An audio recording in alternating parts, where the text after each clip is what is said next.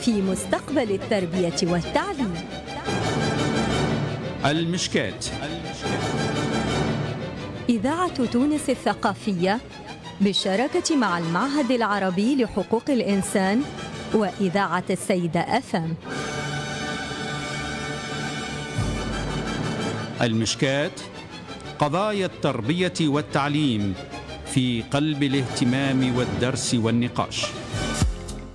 واصلين معكم إذن فقرة جريدتي، فقرة جديدة معنا في برنامج المشكات. معنا الزميلة روعة السالمي اللي باش تقدم لنا البرنامج هذايا، برنامج صحافة المواطنة، تشريك الشباب، يعني مشروع نجم نقولوا مندمج وفيه عديد الجوانب اللي تعنى بالشباب. روعة مرحبا. عايشك، فرصة سعيدة أن تكون معنا اليوم على موجات إذاعة تونس الثقافية وإذاعة السيدة FM. شكرا لك، يعيشك. سعيدة بتواجدي على موجات إذاعة السيدة والإذاعة الثقافية في إطار البرنامج التعليمي والتثقيفي هذا. يعطيك الصحة روعة. إذن خلينا ناخذ فكرة ساعة تحطنا شوية في الإطار، يسمعوا فينا الآن نعرفوا بالبرنامج هذا شنو يتمثل. عايشك. دونك نقدم روحي، أنا مكلفة بمشاريع بجمعية الخط. للي ما يعرفهاش، جمعية الخط هي منظمة غير حكومية تم إطلاقها بعد 2011 من قبل مجموعة من الصحفيين والمصممين ومطوري الويب، وشعارها حرية الصحافة، وهي مختبر للأفكار ومختبر للتفكير في الصحافة في عصر الإنترنت. تشتغل على عدة مشاريع الجمعية، من أهم المشاريع اللي تشتغل عليها هو المشروع الإعلامي انكفاضة للصحافة الاستقصائية وللصحافة المعمقة، لكنها تشتغل على مشاريع أخرى. ومن بين المحاور الأساسية اللي نهتم بها هي التربية على وسائل الإعلام وصحافة المواطنة، وهذا يندرج في مشاريع من أهمهم وأقدمهم مشروع جريدتي. انطلق المشروع هذا بالشراكة مع وزارة الشباب والرياضة من 2011 حتى التوا. دونك الفكرة والإيديا جات من كونه ما فماش مصادر إعلامية في الجهات التونسية المهمشة اللي تنقل المعلومات المحلية بكل مصداقية وشفافية. من هنا جات الفكرة وتم إطلاق أول نوادي إعلام في دور الشباب، وتمكن جريدتي من 2011 حتى التوا على تكوين أكثر من 800 شاب وشابة، كسوا على أساسيات الصحافة المكتوبة أو إنتاج البودكاست أو الفيديوهات، التصميم الجرافيكي، يعني التربية على وسائل الإعلام أساسا، على السلامة الجسدية، السلامة الصحفية، الماركتينج إتسيتيرا. دونك حاولنا أن نكونوا الشباب هذوما على يعني شنو ينجم يعرفوا كهو صحفي مواطن موجود في الجهة متاعو، باش ينجم يوصل المعلومة متاعو وينجم ينتج يعني مواد إعلامية. دونك المشروع هذايا في 2022 تمكن من الحصول على أفضل جائزة في الملتقى الدولي للصحفيين كمبادرة للتربية على وسائل الإعلام ولصحافة القرب في الضفة الجنوبية للبحر المتوسط. ومن 2011 حتى التوا كل مرة نخدموا مع مؤسسات شبابية في الإطار متاع التدريب وما بعد التدريب اللي يتمثل في الإنتاج الإعلامي، كسوسوا أترافير دي نيوزليتر وإلا دي بودكاست وإلا دي فيديو. إذن هو مشروع متكامل، نجم نقولوا ينجم يمثل فرصة بالنسبة للشباب في الجهات أنهم يتمكنوا من الأدوات والإمكانيات اللازمة باش ينتجوا مواد إعلامية تكون مواد مهنية وتحترم القواعد المهنية لمهنة الصحافة. أنتم كذلك كما ذكرت منذ قليل بالشراكة مع وزارة الشباب والرياضة، ومعنا سي نجد الخلفاوي وهو كهيئة مدير البرامج والإبداع الشبابي بالإدارة العامة للشباب. سي نجد مرحبا. صباح النور، صباح الورد، مرحبا بك ومرحبا بكل المستمعين الكرام. شكرا لك سي نجد. إذن المشروع هذا مشروع جريدتي، شنو مساهمتكم انتم في المشروع هذايا، وخاصة شنو الحاجات اللي ينجموا يستفادوا منها الشباب في الجهات انطلاقا من المشروع هذا؟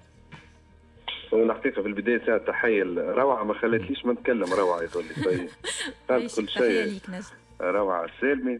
هو المشروع اللي ربما نحب نقول هكا في بجانب سنتيمونتال هكا، هو البرنامج العزيز على قلبي، على قلب بالنسبة لي أنا، اللي يعني برنامج نواكب فيه تقريبا منذ سنة 2017، نعرفه منذ سنة 2011 ما بعد الثورة، وكبرت هكا شويه الاحلام نتاع الشباب والطموحات، وفما جانب هامش من الحريه مهم جدا. وقتها بدينا نخموا في نوادي التربيه على المواطنه، نوادي الاعلام، نوادي التصوير، نوادي الانتاج. كانت الانطلاقه من وقتها معناتها من خلال مشروع جريدتي اللي توصل السنوات هذه كما قالت روعه، تدريب اكثر من 800 شاب وشابه على مستوى كتابة النصوص الصحفية، كتابة المقالات، إنتاج الفيديوهات، البودكاست، تدريب على التربية على وسائل الإعلام والمعلومة. هذه حاجة مهمة جدا بالنسبة لنا احنا، ونحاولوا نركزوا عليها في المشروع هذا، لأنه وقت تشوف توا الأخبار الزائفة، الأخبار المغلوطة معناتها، والشباب قاعد الحقيقة يتورط لربما معناتها بحسن النية في انه يبارتاجي معناتها اشياء مغلوطه، حاجات خاطئه جدا حتى بالنسبه للعائلات والمواطنين العاديين. هذاك علاش كان التكوين باش نحاولوا انه يبارتاجيو مع اصدقائهم في المؤسسات الشبابيه هذه.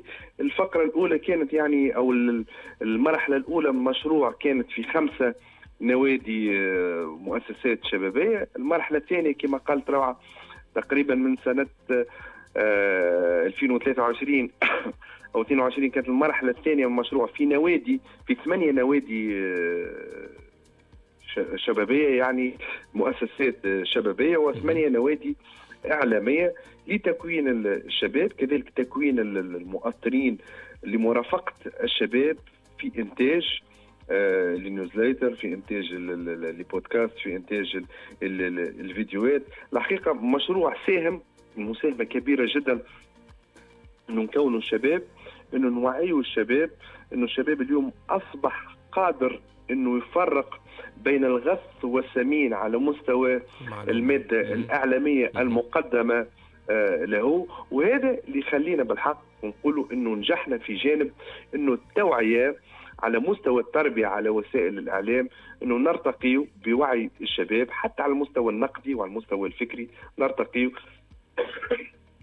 بالشباب يعني باش يكون عنده حد أدنى على الأقل على مستوى التفكير، على مستوى قبول المعلومة، على مستوى الديفيزيون نتاع المعلومة. الحقيقة شكر كبير جدا لجمعية الخط وكل العاملين في جمعية الخط على هذه الشراكة المثمرة اللي حاولنا من خلالها أن نرتقي بالشباب ونوصلوه لدرجة معينة. التكوين معناتها في جانب أكاديمي مهم، يعني مع أساتذة ومختصين في معهد الصحافة وعلوم الأخبار، وإلا يعني خبراء على مستوى الإنتاج الإعلامي، على مستوى التصوير، على مستوى الفيديو، على مستوى المونتاج، على مستوى البودكاست.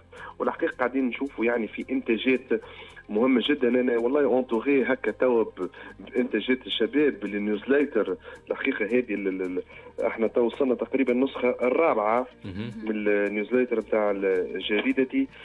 فرحان برشا وقت نشوف الشباب إنه نساهموا، نحبوا نخليه على الأقل يكتب اليوم، يرجع يقرأ ويكتب، لأنه فقدنا يعني تشوف تو الجريده يعني مكان اصبح ما عادش عندها مكانه كبيره، لكن احنا الحقيقه اصرينا في المشروع انه يكون ثم جانب للكتابه الصحفيه، نعلموا الشاب انه يكتب المقالات على المستوى المحلي، يثير لربما اشكاليات هكا، يقوم بتغطيه اشياء موجوده معناتها في المنطقه نتاعو، تولي عنده علاقه اكثر بالمحليات. وهذاك علاش اليوم جريدتي الحقيقه قاعدين نخطيو هكا بثبات من اجل الحقيقه انه نوصلوا بمستوى الشباب والناشطين في المؤسسات الشبابيه يكون عندهم على الاقل باك جراوند به.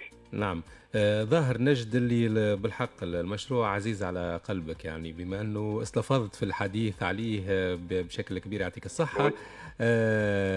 روعة في المقابل، شنو المحفزات وشنو التحفيز اللي توجهوه للشباب باش ينجموا يشاركوا وربما تكون عندهم مشاركات مفيدة وتنجم تقدم الإضافة في المشروع هذا. هو في المرحلة الحالية كما ذكر نجد، هو المشروع من 2011 حتى التوا كان موجود على مراحل. في المرحلة الحالية نشتغلوا مع 8 نوادي إعلام موزعة على كامل البلاد. نادي حمام لنف، قصور السيف، مجاز الباب، القروان، سيدي بنعون، قفصة، أجيم في جربة، وجمنا بقبلي. دونك نقدموا متابعة مميزة للشباب هذوما ندعموا فيهم.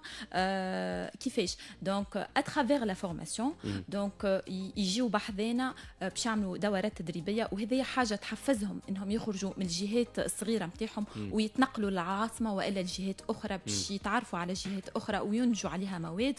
الحاجات الاخرى اللي تحفزهم يمكن من خلال الزيارات الميدانيه اللي يعملوها المؤسسات الاعلاميه. ديما نحاولوا في الدورات التدريبيه يكونوا فما زيارات ميدانيه للشباب هذوما باش يكتشفوا عالم الاعلام.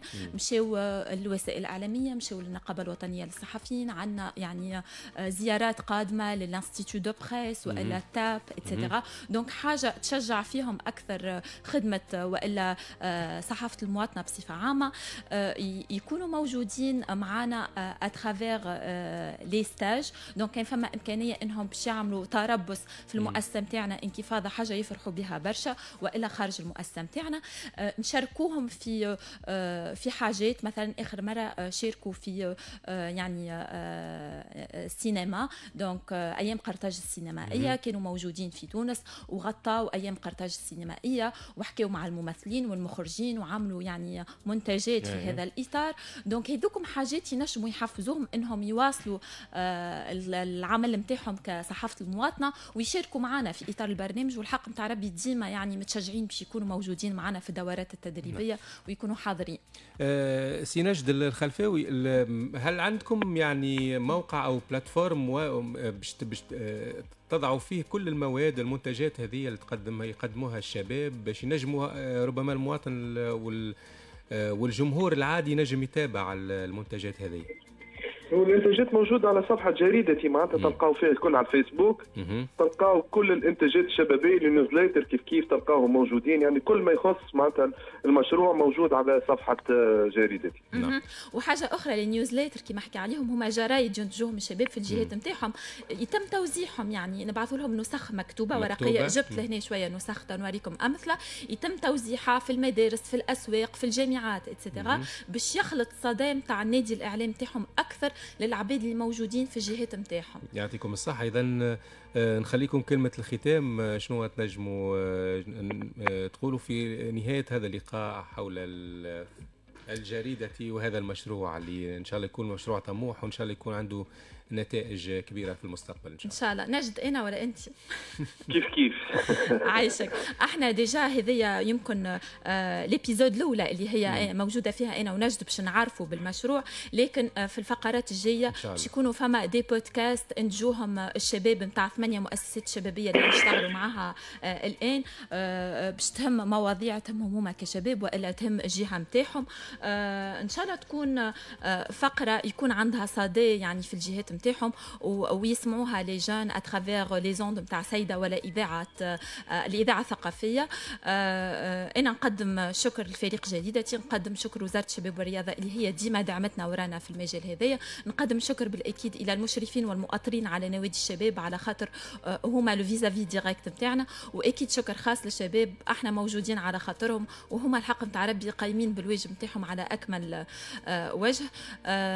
ونشكر نجد على خاطر هو لو فيزافي ديريكت نتاعي في وزاره الشباب والرياضه، والحق نتاع ربي هو يعني ليكيب اللي موجوده في الوزاره كانوا ديما مسهلين يعني كو سوا الزيارات نتاعنا ولا الانشطه نتاعنا في اطار المشروع هذا. يعطيك الصحه روعه السلمي، شكرا ليك على الحضور معنا. نشكر كذلك سي نجد الخلفاوي، بارك الله فيك، هيئة مدير البرامج والإبداع الشباب بالإدارة العامة للشباب. وإن شاء الله في الحصص القادمة باش نقدموا إن شاء الله أكثر فأكثر ما يتم إنتاجه من قبل الشباب في الجهات، انطلاقا من ركن أو فقرة جريدتي على موجات إذاعة تونس الثقافية وإذاعة السيدة FM.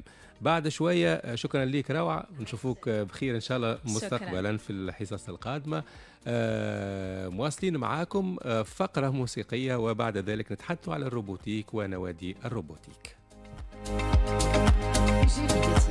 هي شبكة للمراسلين والمراسلات الشبان والشابات المواطنين، هدفها سد النقص الإعلامي على مستوى التغطية الإعلامية في الجهات التونسية، مع توفير مصادر في تلك المناطق قادرة على نقل الأحداث فيها. منذ سنة 2011 جريدتي قامت بتدريب قرابة 800 شاب على صحافة المواطنة، وشجعتهم على المشاركة ضمنها حتى يكونوا صوت جهتهم وينقلون مشاغلهم بكل مصداقية وشفافية. سمر حمدي بالحاج 19 سنة نقرأ في راديو مكتبي سنيو في دار شباب مكتر. عندي تو 7 سنين. عندي 3 سنين من اللي بديت ننشط في صحافة المواطنة. هي نوعية متاع صحافة اللي تخلي أي مواطن عادي يمارس الصحافة ويخلي عنده امباكت في السوسيتي. أكثر حاجة خدمتها وقعدت لي في مخي هي وقتها إيميسيون تاع راديو خدمناها في الصيف، وقتها الماء مقصوص على بلاصة اسمها السوالم، فما بلاصة أبعد منها شوي لازم مقصوص عليها الماء. وقتها كالعباد كيفاش تحكي ونخدم من عندهم في التيمونياج بالحقيقة حاجة توجعك. أنا معروف شمال الغربي اللي هو من أكثر البلايص اللي فيها ماء في تونس، وهو مصدر الماء لتونس الكل، فما عباد مقصوص عليها الماء. امنا فوق فيهم عندي صوتك على الاخر. شو اسمه البارتي سلا البارتي اللي تربط بيناتهم. كملت على كلامه بسلام بالدارجه ومش عارفين كملت. كلنا أبناء مجتمعات تعشق التكرار والإعادة، فقد قالوا أن في الإعادة إفادة. مجتمعات تقدس التقليد والعادة، مجتمعات جعلت من العادة عبادة، مجتمعات أحلام شعوبها تبقى تحت الوسادة. فما مرة متعدين من بلاصة هي ريفية حوش صفاية في مكثر، وقتها امرأة كبيرة في العمر طالعة في جبل وهزة حطب وماء بدون منا في 5 إترات وبدون منا في 5 إترات. مشينا نسألوها عليها، كانت هكا ديما تعيش، هذه حياتك يعني تعدي ما حياتك طالعة هابطة في الجبل بالماء والحطب؟ قلت ذيك هو احنا ما عناش لا طريق ولا عنا ماء، قررنا احنا معناتها نادي صحافة مواطنة باش نرجعوا نعملوا ريبورتاج. الصحافة هي الاسباس الوحيد اللي نجم نمارس فيه حريتي، حتى كان مفكوكة، هي مانيش قاعدة نمارس فيه حرية 100%، أما باش نعدي ما حياتي الكل مادامني صحفية مواطنة باش نعدي حياتي الكل وانا نفك في حريتي ورسل.